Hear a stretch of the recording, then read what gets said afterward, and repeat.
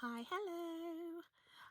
It's me again, and I just really wanted to come back on here and have another chat. I enjoyed my last two chats with you, whoever you are.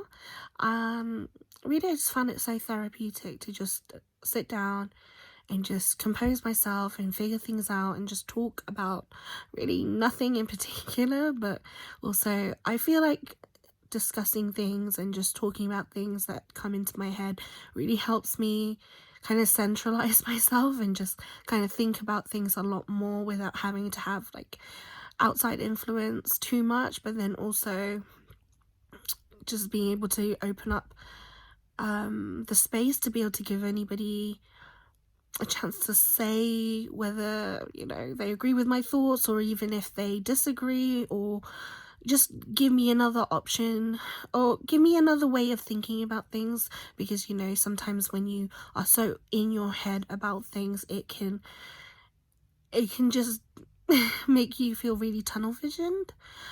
Today, actually, one of the things that I wanted to talk about was something that just popped into conversation with me and my partner. I think we were going out to breakfast.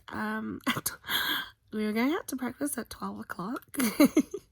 um, and we were just talking about just people in general. I have a best friend. I have a girl best friend and a guy best friend. My guy best friend, he's been my best friend since I was 6 years old. Once upon a time, we were absolutely inseparable.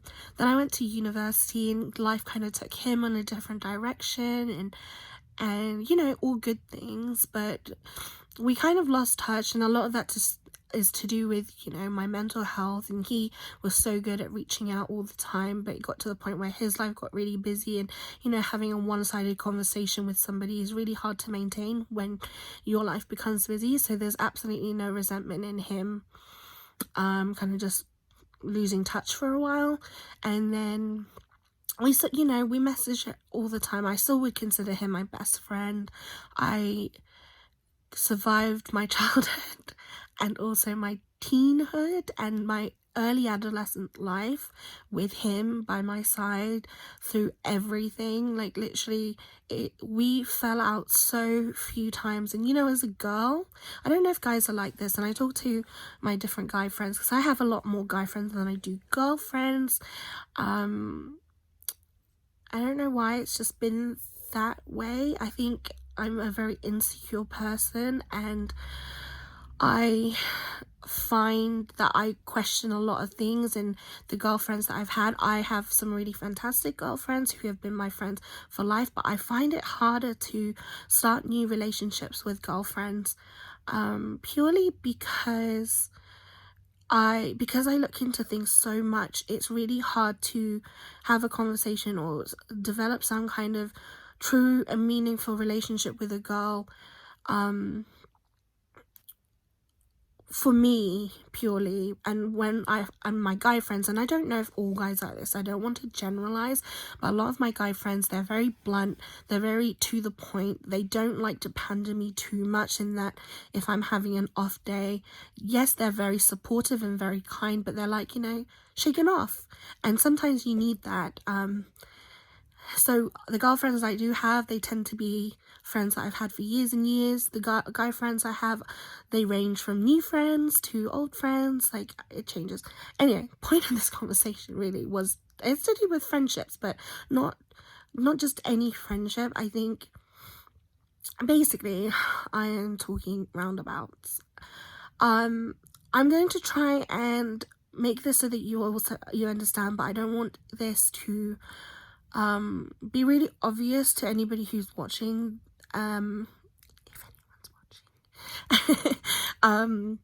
I don't want it to be really obvious in my real life who I'm talking about, so I want to try and open this up so that other people can somewhat relate, but also I don't want it to be really obvious who I'm talking about, because I don't want to offend anyone. This is purely just my thoughts, and I just wanted to have a chat. Like, this is the whole point of my channel, is really to just have a chat. And it's a place for me to really get to explore mental health and talking and being open. And because I said to you previously, I really struggle with being an open person. Like, I will tell you anything about myself. I am not someone with secrets, but you only really ever know the stuff I want you to know, the stuff that I want you to know. And see, I'm a really open person, so those things that I don't really care about people knowing about can probably be really a massive secret for some people. But for me, it's no big deal because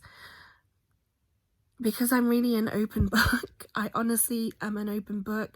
I don't tend to hide things, and a lot of the times how I introduce myself and how I introduced myself to my new colleagues was, I don't have secrets because I don't retain enough I don't retain information long enough to remember that they are secrets. So, about me, about other people, I'm fantastic at keeping secrets, promise. But for me, I don't like to keep secrets because it's too much. Like, I already have so much in my head. I don't want to have to worry about stuff that I have kept personal. And plus, I am the kind of person who will act how I act in front of anybody, whether that's my friends, my family. But at the same time, and this is just, again, I keep saying this is another story, if you're interested.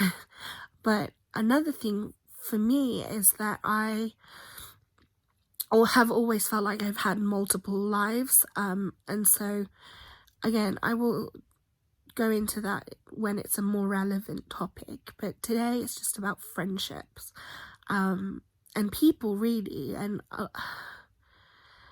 again, so self-serving, isn't it? It's so self-serving to talk and then somehow have it relate to you. It's just, this is where my head's at right now. I'm still really trying to figure out things that will help me with this mental health journey and try and actually be in a better and healthy space, and hopefully along the way pick up some new friends and people who are experiencing similar or who just have similar feelings to me and feel probably really alone. And even if you have loads of friends or not many friends, no matter what, you still just feel so lonely because there's this part of you that you can't share or you're just afraid to share, and that is so normal. I have a friend who comes from a very strict and religious family, and we grew up together. We did grow up together.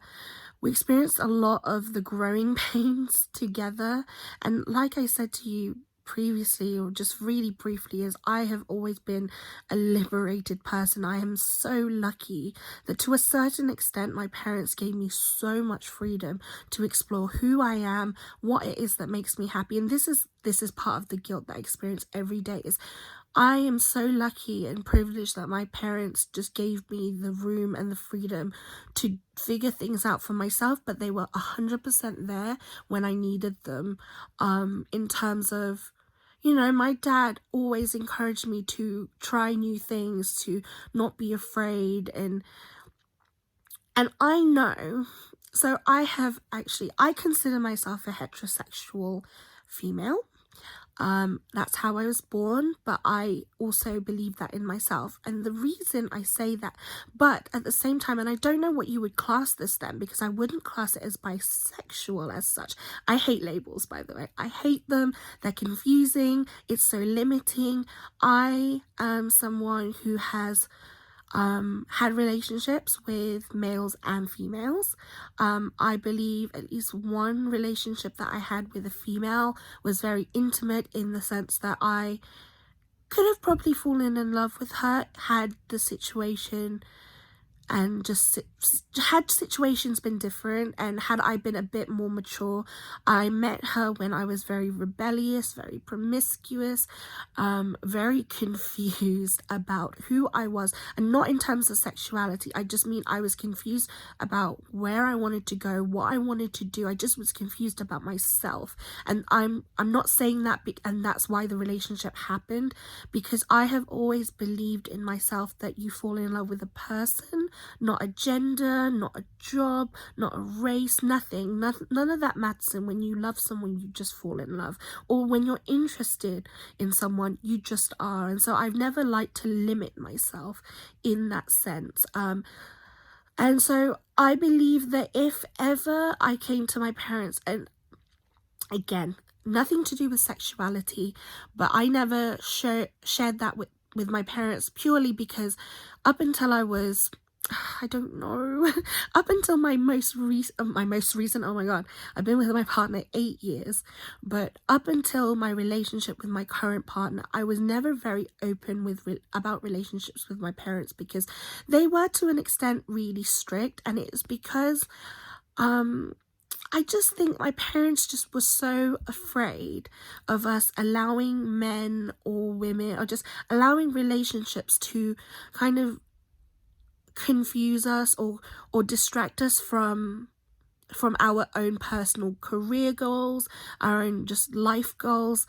They didn't want marriage and children and, you know, to be the only thing that was our goal. And my dad was very strong about, you know, he is an amazing girl dad, even though he has a son. But he has 4 daughters, and he was an amazing girl dad who always tried to instill in us, and instilled in myself and my sisters and my brother, that you are an independent person, and that means being independent financially, just through everything, so that no matter what happens, you are set for yourself, that you are, I mean, obviously they encourage a lot of, you know, like being partners and being a good partner. But when we were younger and growing up, before any of us had any serious relationships, my parents kept on encouraging us to be headstrong, and things like my dad would always say, if you go on a date, pay 50-50, you know, don't assume that a man or a woman is going to pay for you. And a lot of the times, if you pay for it, you kind of owe something, and you don't want to be in that situation. So until you know this person seriously, pay 50-50, so that you never ever put in a situation where you feel like you owe someone something. And I think my parents were just so afraid that we would end up being indebted to someone in some way, that they wanted us to have the independence that they wanted for us. And saying that, I had a lot of friends who didn't have that same luxury, and it's sad. It is sad, because I come from a country where it is very very religious, and so things like homosexuality is really taboo, or it was back in the day. And so this friend of mine, he is the eldest son in the family, and because of that, he's known, I think back in the day, I'm talking back in the day, and this belief has continued in some families or some generations, where the eldest son is meant to be the breadwinner. He's going to be the one who supports the rest of the family, and they work, everybody else works, but what I mean is he's like the person who will be continuing this legacy or this family name. And so, and unfortunately, that means certain things, and it is crazy, and I'm saying this, and it is crazy, and please don't think that this is my belief, because it really isn't. But I want to share this story because I think it's so important, and it's so heartbreaking. Basically, so his family, the belief of this is really that if you are the eldest son, you are the breadwinner. And what does that entail? You continuing the family legacy. What does that entail? So, okay, so that means that you will produce offsprings that will then continue your name. Now, in the old-fashioned belief, you can't continue the family name unless you have children from your blood. What else does that mean? That means if you're a man, you have a relationship with a woman, and the woman produces those offsprings. Meaning, I'm trying to be so careful, but meaning there's no room to be gay. I think that's so heartbreaking, it honestly is, but that is their belief. And growing up, I don't like to out people because that's not right. You should never out anyone. It is their own journey and it's their own personal journey. But you know when sometimes you just know, like for example, I have a girl best friend and a guy best friend, and I knew really, me and my guy best friend, we've been best friends since we were 6 years old. And the reason we became best friends when we were 6 years old was because he was my first really close friend when we moved here to the UK. And just that's the reason we clicked, we instantly bonded. I love his family. His family are such great people. They're very kind. And my parents absolutely adore him. They really do. He's just, I can never ever thank him enough. But I don't know if this is a right thing to say. So please, with kindness, say everything. Even if it's a criticism, please say it with kindness. If I've said this wrong, I don't intend to say it in a malicious way. I want to be woke. I want to learn about the right ways to say things, and I might not always get it right, but I mean everything with good intention. And so if I say it wrong, please feel free to correct me. But do it kindly, because you can't, how do I say this? Think of little kids. If you shout and shout and shout at them, they will grow to resent you. They won't want to listen to you. But if you say it kindly, they are more likely to listen to you and hear your side of the story. So if ever you want to take the time to correct me of something, or just share something, or tell me something, just please say it with kindness, because that's what we all want, right? And we just want to spread kindness. Anyway, I felt like I knew. I just felt like I knew he wasn't interested in girls from very early on in our friendship. And I don't know why, I just had this feeling. And so when he came out, it was a very big deal, and I was very, very happy for him. But it felt like I already knew. Now with this other friend, let's call him Tom, because I don't want to confuse the situation. So Tom, like I said, he's the oldest child. He's the oldest male child of his family. He's always lived this life where he's always understood his role. Now, I don't feel like he should have ever been brought up believing he had a role. That should have been something he chose for himself. But I'm not his parent, and I'm not, all I can do as a friend is just give him advice and just, I don't know, I just be there for him, I guess. But again, very early on, we were part of a big friendship group, mixture of boys and girls, a mixture of ages. We all similar ages, but, we were different ages. We all grew up together, and that meant that when we were going through the growing pains, we had so many of us going through it in different situations, but we had other people that understood the pain.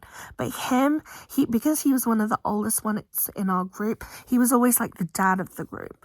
And everyone has the mum and dad of the group, or the dad and dad of the group, whatever. It doesn't matter. You have those parents of the group, and or mum and mum, by the way. But anyway, he basically looked after us, and he never ever got drunk. Not that you need to drink, by the way, but when we were experimenting with drinks, he never really did that. He never joined in. He always thought he was a lot older than he was and acted so, and I think that's because he was treated like little dad in his family. He was the dad, and so he played that role. He did everything by the book, and he did the whole thing. He went to university, he got a job, he saved up money, he helps his family, he does all of this. But growing up, we always knew that there was part of him that he was hiding from people, and it was only on the occasions when we were all having fun away from the prying eyes of parents that he would let himself go and just let himself be fun. But even then, there was still a certain amount of things that he would hide. and really just keep to himself.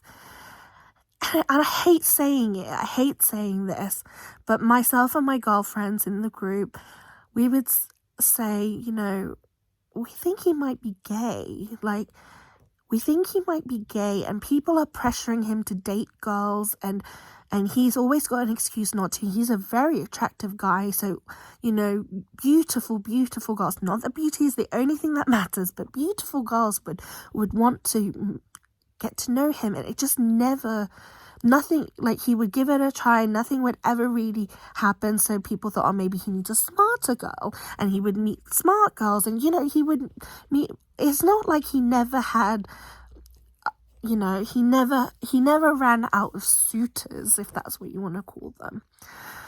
But it never really worked out. But like I said, I don't know what it was, but there were certain things. And you know when you feel like someone is hiding something and you don't know what it is, it could be anything. I always feel like my partner's doing that. But he's never cheating. You know how I know? It's because he keeps talking about how he doesn't ever have game. But anyway, forget that. It's not even part of the story. We're almost halfway through this video, and I am not even close to being finished. But I have a question, basically. If you do watch these videos and you are interested in just having a chat, how long do you think these videos should be? Because I watch so many YouTube videos. Yeah, I love watching YouTube videos. I love watching all kinds of videos, but something that I always find that I love doing is watching sit-down chatty videos that tend to be about like 40 minutes long or 30 minutes long. I love long videos because I just feel like you can paint your nails, you can do things whilst you have the video on in the background, and I really enjoy that. Yeah, so anyway,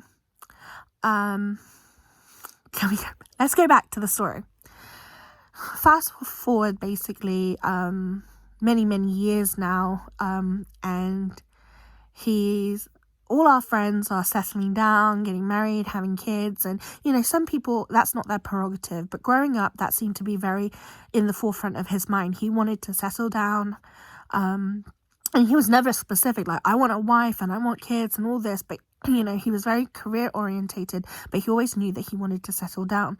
So for someone his age now, it just seemed bizarre that he hadn't really developed any deep emotional connections with people in a romantic sense. And so again, people were pushing people onto him, and through various situations and discoveries, we discovered that he was in fact gay. Or he is in fact gay, but we're not supposed to know, and we shouldn't know. And I know that he'll never ever see this video, so he'll never be embarrassed in terms of, oh my god, that could be me. Honestly, I make sure that this never hurts anybody, because these are my thoughts, and I just don't want to hurt people with my thoughts, and that's why I'm doing this, because I don't want to talk to people that I know that could then find out these things that I'm talking about, because I don't want to upset anyone, but I need to talk about it with somebody, and that's why I want to talk to you about it. So anyway, I'm not going to get into the details of how we know, but we know he is gay, but he is not coming out, and we know, from knowing him, knowing his family, we know that he will never come out whilst his parents are alive, and that sounds so horrible, that sounds so hideous, but that is the truth. And his parents aren't old, they are very young. And so I had this sudden thought, and I always do this is one of my biggest mistakes, or one of my biggest flaws in life, is that I always think so much about the worst case scenarios. And I suddenly had this when I discovered that he was in fact gay. I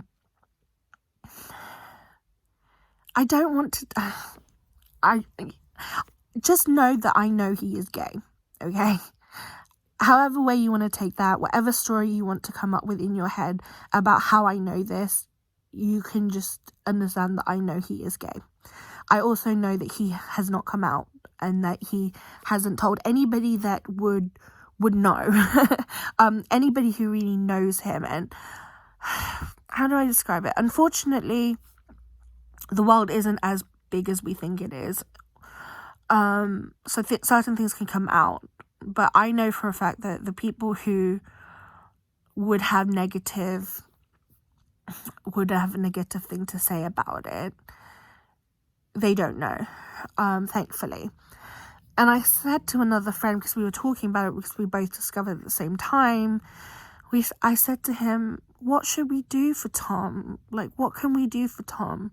We need to do something, because I don't want to out him and I don't want to force him to come out. I don't. And there was no but to that. I don't know why I was going to say but. I'm going to say but I don't mean that I'm planning to out him at all. Not even between me and him. I don't want it to ever be like that, because your story is your story and you tell people what you want them to know. But really, actually, this is the first video I've made where I really hope someone watches it and tells me what I can do or helps me with what I can do, because I don't know what to do. Not that it's my choice, because you know what, I don't know enough about situations like this to be like, oh, you know, because for all I know, he could live a really happy life and he could go and do whatever he wants and he never once has to come out. But I also have friends that have felt really stifled and not felt like themselves, because they felt like they were hiding themselves and could never be truly proud of who they were, because they felt like they had to be ashamed or hide it, who then came out and just felt this liberation. And I feel so sad for Tom. I feel so sad for him, because he will never come out, and that's so sad. But is it my place to be sad? What can I do as a friend, as a long-term friend? What can I do? Because all I ever wanted, and I know growing up, I struggled a lot with identity. I don't know what it's like to suffer or just to not be able to share who you truly are in terms of your sexuality. It should never, who you are as a person should never be based on your sexual preference. Honestly, it should never even equate. You are who you are. There are good people and there are bad people. There are good homosexual people and there are bad homosexual people. They're not bad because they're gay. They're not good because they're gay. They're just them. And this is the thing. Like, am I coming from a place of privilege because I'm saying that he shouldn't, that I feel so sad because he shouldn't live this half-life? I don't know. I don't know the situation, and I don't know what to do about that situation. But another thing is, I have another friend who, again, I think I'm such a hermit that I really struggle to make new friends, and it's because I have real bad trust issues just because of everything that's happened in my life. I have another friend who, growing up, he seemed to have it all figured out, even though he's younger than me. I was such a massive mess, and when I was a massive mess as a teenager, he was just so put together. He was so good, and he just seemed so perfect. He was so clever. He studied maths. Does that mean you're clever? I don't know.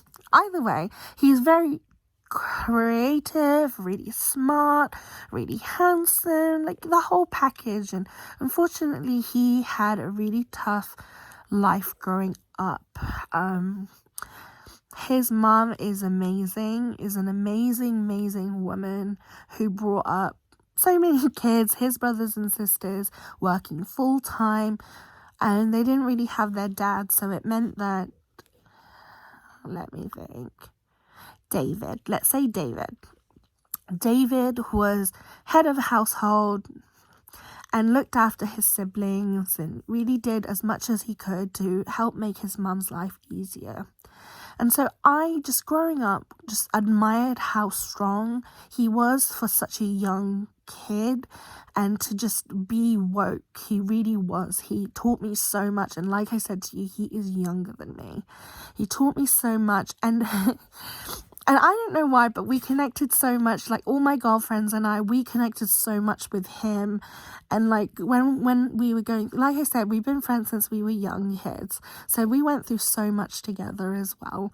And you know, girls, I'm only talking from the girl's perspective because I'm clearly a girl, but we went through bad guys and dated bad guys, and bearing in mind there were a lot of girls in our group, and we would always confide in him. He was the voice of reason. He just had his shit together. And yeah, and he was just our agony aunt. Anyway,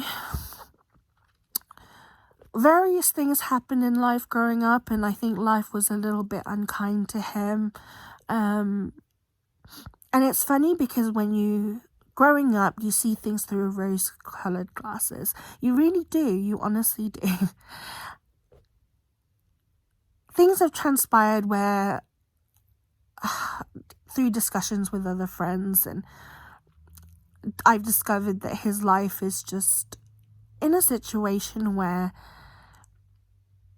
it's just in a bit of a mess, really.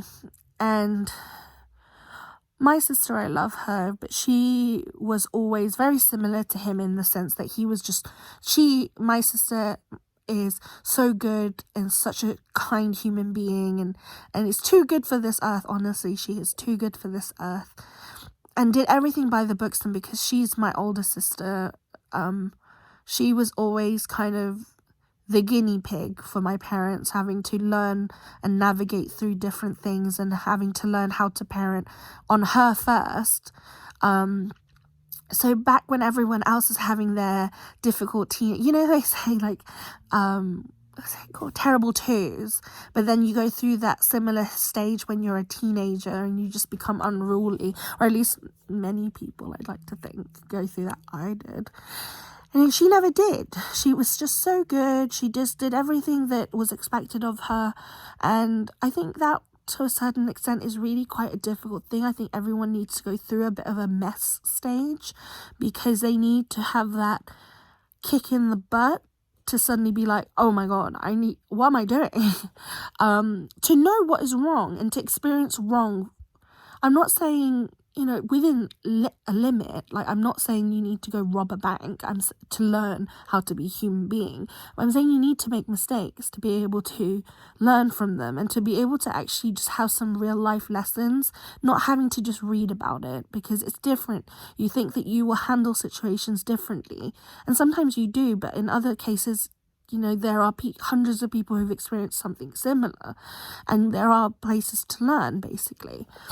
My sister was very much the same as David. She never did any of that, really. And so when she hit a certain age and certain things didn't go the way that she had planned, she did become this wild child, except she wasn't a child anymore. She was an adult in her 20s, and, you know, where you can bounce back when you're a teenager because you have your youth. And I'm not saying 20s you don't have your youth. I'm just saying that in terms of certain learning curves, back when everyone was making that mistake at 17, she was making them at 24. And it's harder to bounce back from certain things because you have responsibilities that you're expected to have, and you're supposed to have certain behaviors. That means that you are a functioning, contributing person in society.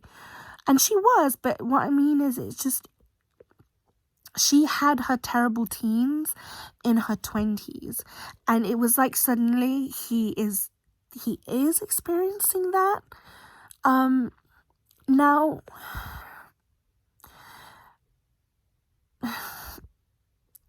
a few years ago he came out. But when I say he came out in the similar way that I have my beliefs, in that he doesn't consider himself gay. He has just fallen in love with someone who happens to be the same sex as him. And I feel the same way. Like, I feel like I will never just turn... If I wasn't with my partner, I wouldn't say no, that I would never be with a woman, because it's just up to how you feel and who you connect with. And he says that now, and it's not because he's in denial. It's not because, you know, people have said, well, no, he's gay. And I'm like, no, because that's in you. And then someone was like, well, that means he's bisexual. I was like, no, because again, it's not so much that he's interested in someone for their gender. He's interested in them for their soul and their a genuine connection. And so when he came out, I cried so much. Like, I can't believe I cried so much. And I said to him, like, I got him and his boyfriend and I hugged them both. And I said to him, David, for years and years, I'm not saying for all of our friendship, but in the last maybe 2 or 3 years, I noticed that you'd changed, that you were suddenly so afraid and so hidden away. And I'm so happy because you're finally free.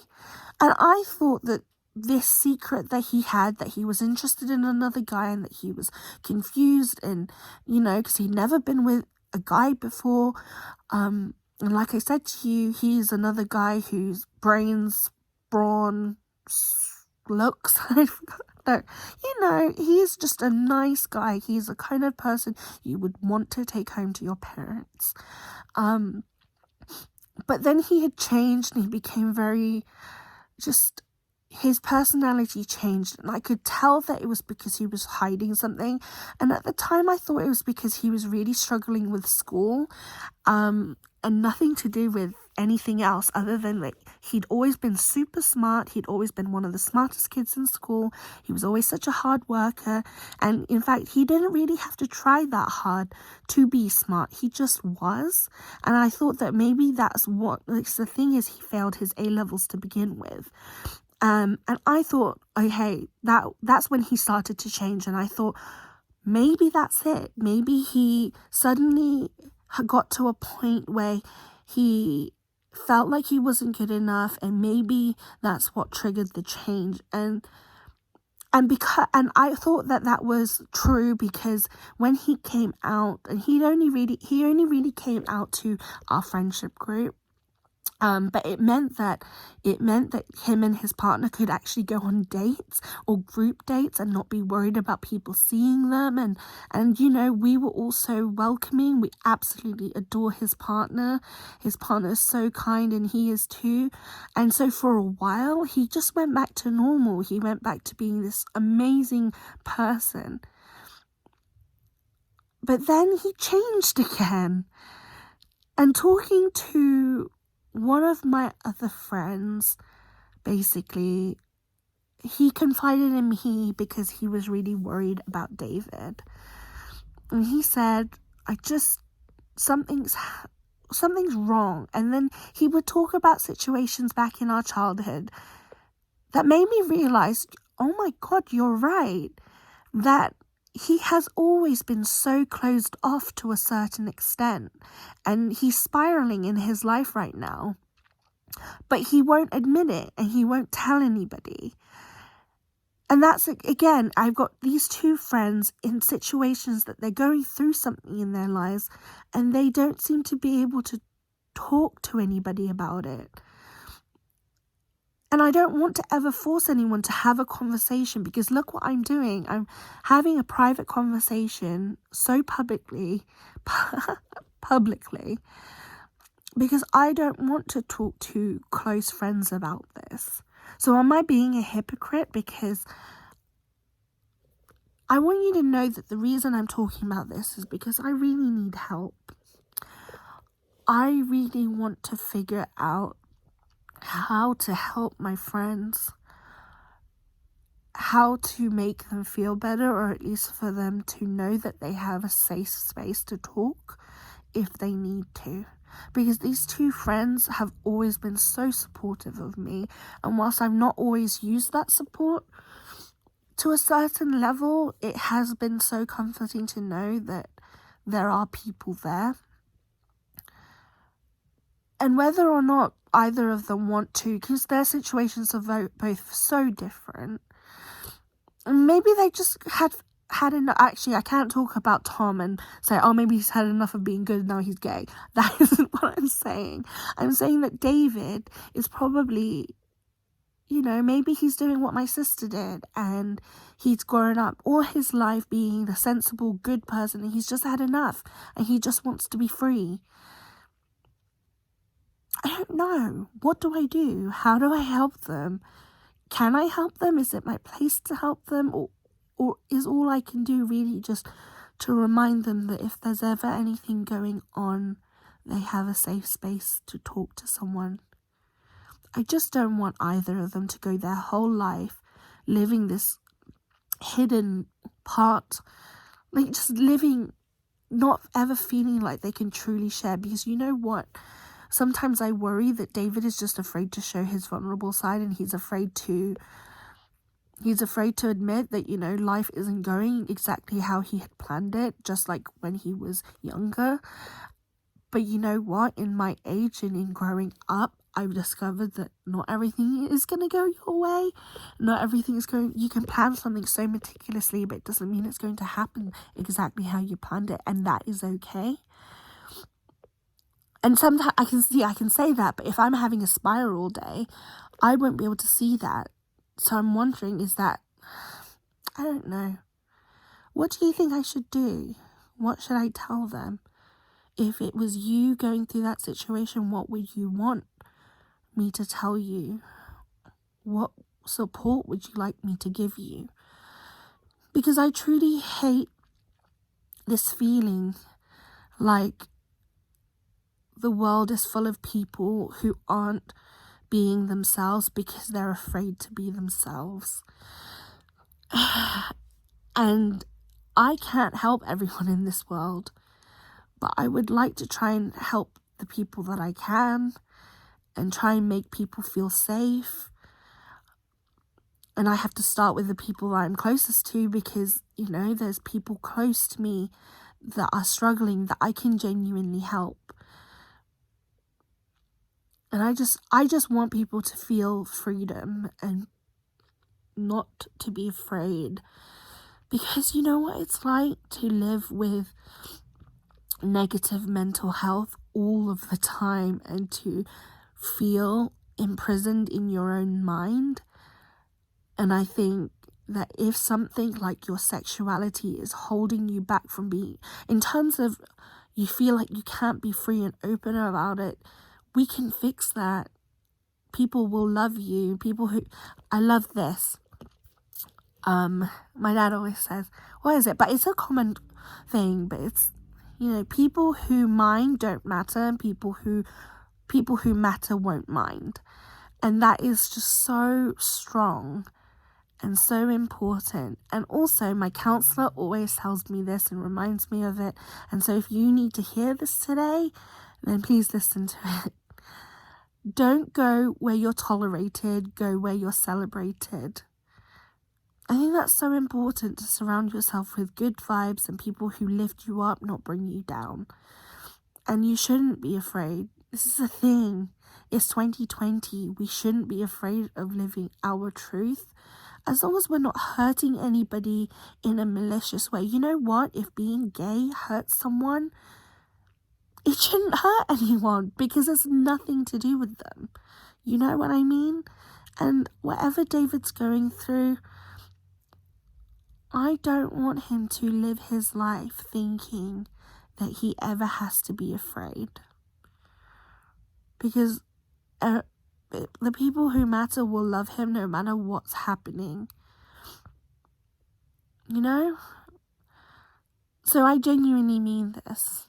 If you have any advice on what I can do for either of my friends, please let me know, because it would be nice to be able to come back to you and say that there have been good changes for them, because then you'll know that there's more love that's been spread. Anyway, I have kept you so long. I will probably chat with you again tomorrow. See you then. Thanks. Bye.